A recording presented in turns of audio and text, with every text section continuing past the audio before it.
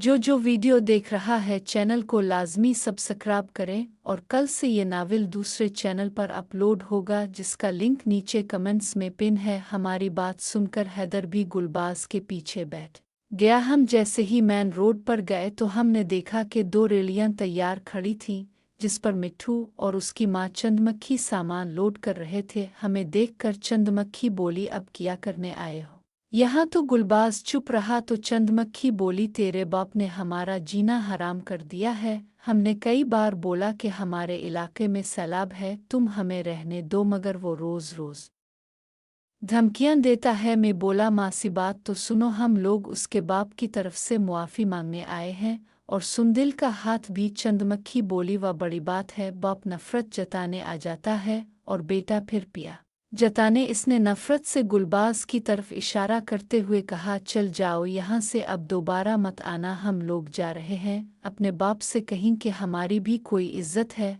अगर मुआफ़ी ही मांगनी है तो खुद चले आए। मैं बोला, मासी वो तो उम्र के साथ साथ थोड़ा हल गए हैं, उनका फ्यूज़ उड़ गया है शायद, मगर अब तो समझदार हैं। हौसला करें, अपने बच्चों की खुशियाँ मत छीने। चंदमक्खी बोली, अरे मिट्ठू सुन, ये छेकारा क्या कह रहा है? ये छर्रा हमें मस्के लगा रहा है। इसने पान थूकते मैंने कहा तो मिट्ठू हमारी तरफ देखते हुए बोला, माँ छर्रा ठीक ही तो कह रहा है। तो चंदमक्खी सुंदिल की तरफ इशारा करते हुए बोली, पता नहीं उसने क्या जादू किया है, हमारी छुरी पर सुबह से रू रही है, और तुम लोगों को हमारे जाने की खबर किसने दी? चंदमक्खी ने सवालिया निगाहों से हमारी तरफ देखते हुए पूछा। उसका इशारा गुलबाज की तरफ था तो गुलबाज बोला, वो मुझे सुंदिल शर्मा ने बताया था, रात को हम में से बहुत प्यार करता। चंदमक्खी जलते हुए बोली, तुम करते रहो प्यार, तुम्हारा किया है कभी इस फूल पर तो कभी इस फूल पर, बहुत भोली है हमारी सुंदिल बेटी, वो तुझे प्यार नहीं करती। गुलबाज में मर जाऊंगा उसकी बगैर। उसकी आवाज़ भर आई और वो रोने लगा। अपने महबूब को तड़पता देखकर सुंदिल बाहर आई और गुलबाज को रोता देखकर उसके सीने से लग गई और बोली, मैं भी तुमसे बहुत प्यार करती हूँ, नहीं जी सकती मैं तेरे बगैर। इसने रोते हुए गिल के सीने पर अपना सर रख दिया और चंदमक्खी बेबसी के आलम में अपने बेटे मिट्ठू की तरफ इशारा करते हुए सुंदिल को अंदर ले जाने का कहने लगी तो इसने जवाब में खामोश रहने का इशारा कर दिया। दोनों बीबस थे। तब हैदर बोला, मुबारक हो मुबारक, चावरी ने चूरा पसंद कर लिया है। तो चंदमक्खी बोली, मैं ऐसा नहीं होने दूंगी। तो मैं बोला, मासी बैठ कर बात करते हैं और उन दोनों को भी सोचने का मौका देते हैं। मिट्ठू ने इशारे से गुलबाज को झोंपड़ी में जाने को कहा तो वो दोनों झोंपड़ी के अंदर चले गए और हम लोग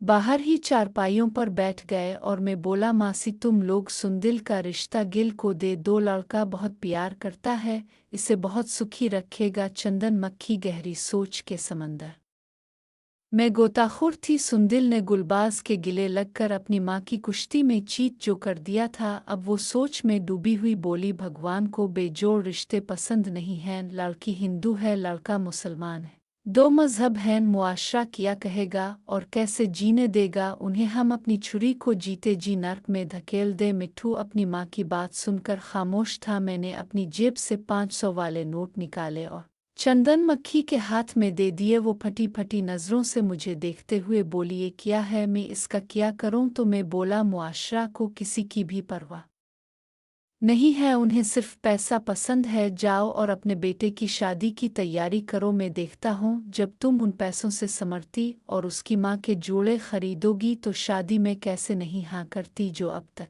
टाल मटोल करती रही हैं। इतनी रकम ही फिर मिलेगी जब सुंदिल का निकाह होगा, तभी तुम लोग अपनी समर्ती को भी अपनी बहू बना लो। चंद मक्खी पैसे पकड़कर सोच में पड़ गई। मैंने इसे सोचने का मौका ही नहीं दिया। मैंने इस पर नफसियाती वार करते हुए कहा, कुदरत ने तुझे अपने बेटे और बेटी का जिंदगी संवारने का मौका दे दिया है, अगर अब भी अपने मिट्ठू का नहीं सोचा फिर समर्ती जैसी तेजी से कोई और के शजर पर कोक मारेगी। मिट्ठू बोला, माँ ये लड़का ठीक ही तो कह रहा है, हमें सुंदिल की शादी कर देनी चाहिए। गुलबाज से इसमें बुराई किया है, लड़का अपनी सुंदिल को खुश रखेगा। अपने बेटे की बात सुनकर चंद मक्खी पैसे अपने कब्जे में करते हुए बोली, वैसे ये लक्ष्मी तो भगवान को भी बहुत पसंद थी और हमें क्यों नहीं होगी? इसने पैसे कपड़े मैं बांध लिए और मुझे बोली, ये लाड़के तुम अपने वादे पर कायम हो ना। इसने मेरी तरफ इशारा करते हुए कहा। तो मैं बोला, पहले तुम लोग वादा करो कि पंजाब छोड़कर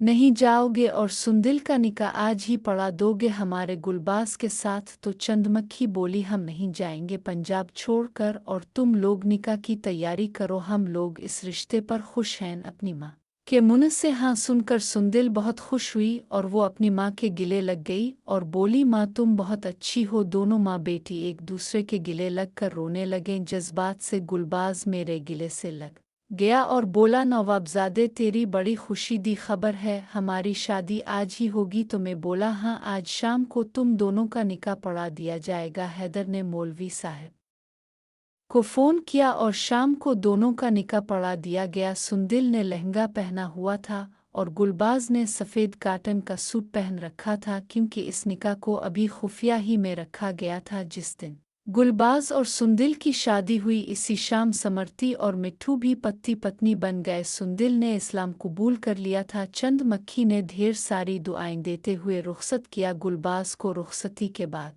मैं बोला, हाँ शाहजी अब किधर जाना है? तो वो बोला, हम तो घर ही जाएं कि पहले देख लेते हैं पापा क्या कहते हैं। तो हैदर बोला, तुम सुबह से गायब हो, मुराद शाह तेरी खूब दरगिद बनाएंगे हम सारे। कार में हंसने लगे। मैं गिल से बोला, सुना फिर देखा नवाब का कमाल? तो वो बोला, मान गए यार, तुम मेरे जिगरी यार हो, आज साबित कर दिया आपने। मैंने गाड़ी में सॉन्ग प्ले किया, सुनो ससुर जी अब जिद छोड़ो, मान मेरी बात, दुल्हन तो जाएगी दूल्हे राजा के साथ। मैंने दोनों को कार में बिठाया और उन्हें गुलबाज के घर छोड़ दिया। वो दरवाजे पर डर रहा था। मैंने हान दिया तो गुलबाज ने मेरी तरफ देखा। मैंने इसे अंदर जाने का बोला। घर दाखिल होते ही गिल की माँ अपने बेटे के साथ अपनी बहू को देखकर गिल की माँ की आंखें खुशी से नम हो गईं और वो अपने बेटे को इस्तकबालिया भी नहीं दे पा रही थी। जैसे ही गुलबाज घर में दाखिल हुआ तो इसके वालिद ने बड़ी हिकारत से दोनों को देखते हुए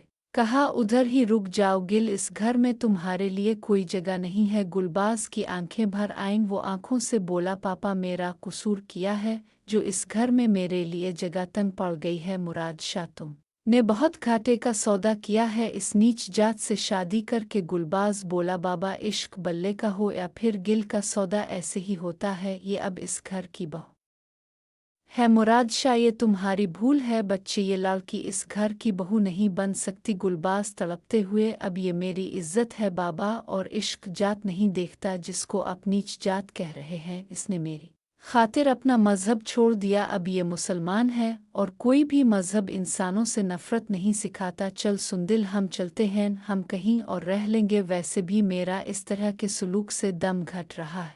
जैसे ही गुलबाज अपनी महबूबा सुंदिल का हाथ पकड़कर वापस मुड़ा तो गुलबाज की माँ बोली, रुक जाओ पत्तर, तुम फिक्र मत करो, तुम्हारे बाबा दिल के बुरे नहीं हैं, वो तुझे मुआफ़ कर दे गे, तुम घर छोड़कर मत जाओ। गुलबाज अपने बाप की तरफ इशारा करते हुए अपनी माँ से बोला, माँ तो इस दुनिया में इंसानों से ज़्यादा अपने हसब नसब की फ़िक्र है। अगर मैं मर गया तो तुम लोग मेरे मरने पर रोते, अब जिंदा हों तो मेरी खुशियाँ बाबा से बर्दाश्त नहीं हो रही। जैसे ही गुलबाज वापस मुड़ा तो इसकी माँ ने फूट फूट कर रोना शुरू कर दिया। माँ से बेटे की जुदाई बर्दाश्त नहीं हो रही थी। तब मुराद शाह ने कहा, रुक जाओ गिल, तुम कहीं नहीं जा रहे। गिल ने पीछे मुड़कर देखा तो अपने बाप की फैली हुई बाहें देखकर बाप के सीने से जा लगा और सुंदिल को अकेली खड़ी देखकर गिल की माँ ने इसे अपने सीने से लगा लिया और गिलबाज रोते हुए बोला, बाबा मैं भी आप लोगों के बगैर नहीं रह सकता। सॉरी बाबा, मुझसे गलती हो गई, अब मुझे मुआफ़ कर दी। मुराद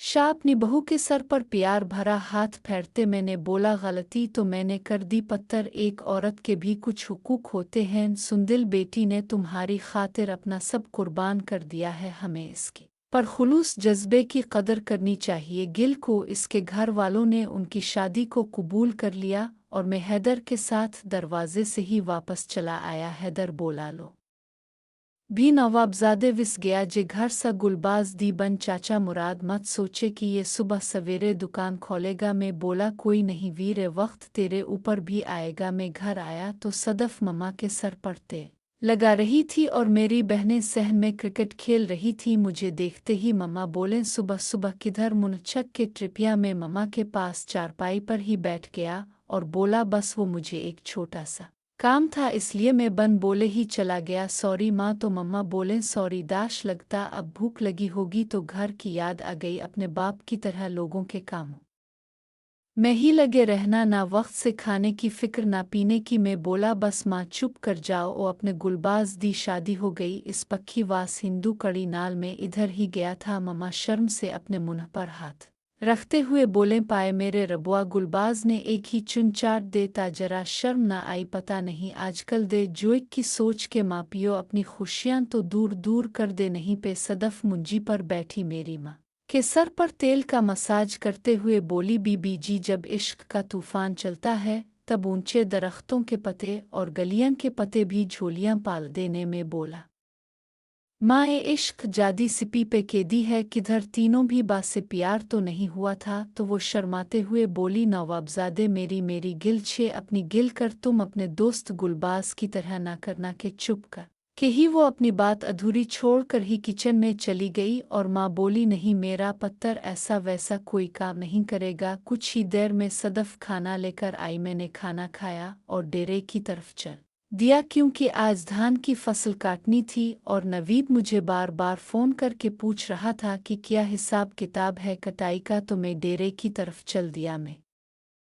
ने देखा कि परिशय और नूर अपनी कपास को स्प्रे कर रही थीं। परिशय ने स्प्रे मशीन अपनी कमर के साथ बांध रखी थी और उसने पीले रंग की शलवार कमीज पहन रखी थी जैसे सूरजमुखी का फूल हो। काले रंग का मास्क पहन रखा था जैसे अमेरिकन एग्रीकल्चर यूनिवर्सिटी के तालबा हो। इस देसी जमींदारनी ने मुझे कुछ देर रुकने पर मजबूर कर दिया था, वो भी मेरी तरफ इशारा करते हुए बोली, नवाबजादे क्या हाल चाल है? मैं बोला, मैं ठीक हूँ, तुम अपना सुनाओ। तो वो मेरी तरफ स्प्रे वाला शावर करते हुए बोली, कोई कीड़ा मकोड़ा तंग करे तो मुझे बताना, दवा बहुत जहरीली है, फार इसे ख़त्म कर देगी। परिशय की बात सुनकर नूर खिलखिलाकर हंस पड़ी और उसके तैसे दो दांत मुझे नज़र आने लगे। मुझे अपनी बेइज्जती महसूस हुई पर मैं अपना गुस्सा पी गया और इसकी बात का जवाब देते हुए बोला, कीड़ा नहीं सांप है, वो बहुत ही तंग करता है, तेरा नाम सुनते ही अपना फिन फैला देता है।